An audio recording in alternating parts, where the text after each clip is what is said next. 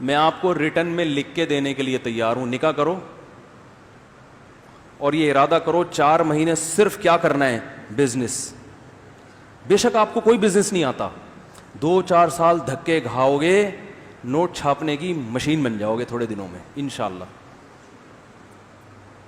کماؤ پوت جو ہے نا, جس کو جاب کرنے والا کہتے ہیں, یہ ہمارے اسلاف کا طریقہ نہیں ہے. یہ انگریز جب ہندوستان میں آیا اس کو افراد چاہیے تھے, اس کے پاس افراد نہیں تھے نا, تو اس کو ملازمتوں کے لیے بندے چاہیے تھے. انہوں نے ہمیں تجارتوں سے ہٹا کے کہاں لگا دیا, کلرک بنا دیا کسی کو, ٹھیک ہے نا, کسی کو کچھ بنا دیا, کسی کو کچھ بنا, اور 1.5-2 لاکھ کوئی مینیجر بنا دیا. تو اس کو اب مینیجر کا ساری نالج سے فائدہ کون اٹھاتا ہے, وہ جس کی فیکٹری ہے یا جس کا بزنس ہے. ہو سکتا ہے وہ انگوٹھا چھاپ ہو, پیسہ آئے گا نا تو مینیجر MBA لڑکے ملازم ہوں گے آپ کے, پیسہ نہیں آئے تو خود MBA بن کے کسی جاہل کی ملازمت کرو گے. کیا کریں یار, کوئی ڈنڈا منڈا ہونا چاہیے صرف دکھانے کے لیے.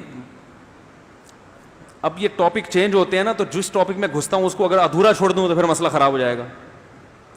دیکھو آپ پڑھو ضرور, پڑھنے کا مقصد آپ کا نالج ہونا چاہیے. جو پڑھا لکھا آدمی ہے وہ معاشرے میں اچھا سروائیو کر سکتا ہے, لوگوں کو اچھا گائیڈ کر سکتا ہے, وہ بہت سی غلطیوں, اس نیت سے پڑھو. پیسہ کمانے کے لیے اگر پڑھتے ہو تو بے وقوف ہو. پیسہ صرف کس میں رکھا ہے اللہ نے, تجارت میں رکھا ہے.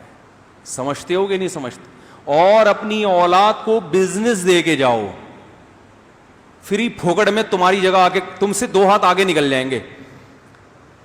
آپ ڈاکٹر بنے, اپنے بچے کو ڈاکٹر بنا کے جاؤ گے نا, تو اس کو اتنی ہی محنت کرنی پڑے گی جتنی آپ نے کی ہے. وہ 0 سے شروع ہوگا. لیکن بزنس دے کے جاؤ گے تو جو آپ کا آخری سٹیپ ہوگا بچے کا, وہ پہلا ہوگا. اور 3-4 نسلوں کے بعد خود سوچ لو کیا ہوگا. وہ سارے تجربے کر کر کے مختلف لوگوں کو پہنانا سیکھ جائیں گے. مختلف چیزیں تجارت میں پہنائی جاتی ہیں نا, یہ گائے قربانی کی خریدی, اس کو پہنا دی, یہ پلاٹ خریدا, اس کو پہنا دیا. تو وہ پہنا کے ماسٹر ہو جائیں گے کہ کس کو کس وقت کیا چیز پہنانی ہے. سمجھتے ہو کہ نہیں سمجھتے ہو؟ تو اس لیے تجارت کیا کرو. اور ایک دم سے نہیں ہو جاتا, شروع میں تو دھکے. اور تجارت کے لیے یہ بھی سوچتے ہو اتنا پیسہ کہاں سے لائیں, تو یہ تو بے وقوفی کی بات ہے. تجارت میں تو پہنانا آنا چاہیے. ادھر سے لیا, اس کو پہنا کے کمیشن لیا, پتلی گلی سے نکل لیے. ٹھیک ہے, تو پیسہ انویسٹ کرنے کی حماقت کبھی بھی نہیں کرنا ہے کیونکہ آپ کو تجارت آتی نہیں ہے. 1 کروڑ انویسٹ کر کے وہ ڈوب گئے, پھر تو گئے کام سے. انویسٹمنٹ اس بزنس میں کریں جس کا آپ کو تجربہ اچھا خاصا ہو چکا ہو, اس بزنس میں انویسٹمنٹ کرو آپ, پھر فائدہ ہے. تو بات یہ چل رہی تھی کہ اچھا آپ اگر, وہ ہمارے بھائی بیٹھے ہوئے ہیں نا, وہ میکینک ہیں ماشاءاللہ کار کے, تو وہ بھی سوچ رہے ہوں گے میں بزنس کیسے کروں. بھائی آپ نے ورک شاپ کھولی ہوئی ہے, ساتھ ساتھ گاڑیاں خرید کے بیچنا بھی شروع کر دیں, ٹھیک ہے نا.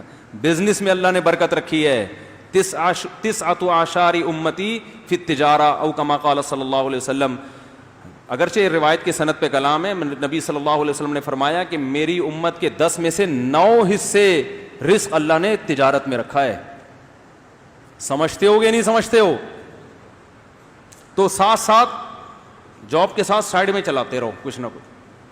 پہنانا ہی تو ہے نا, گاڑی خریدی پہنا دی کسی کو. ٹھیک, تو اس میں آدمی محنت کرے.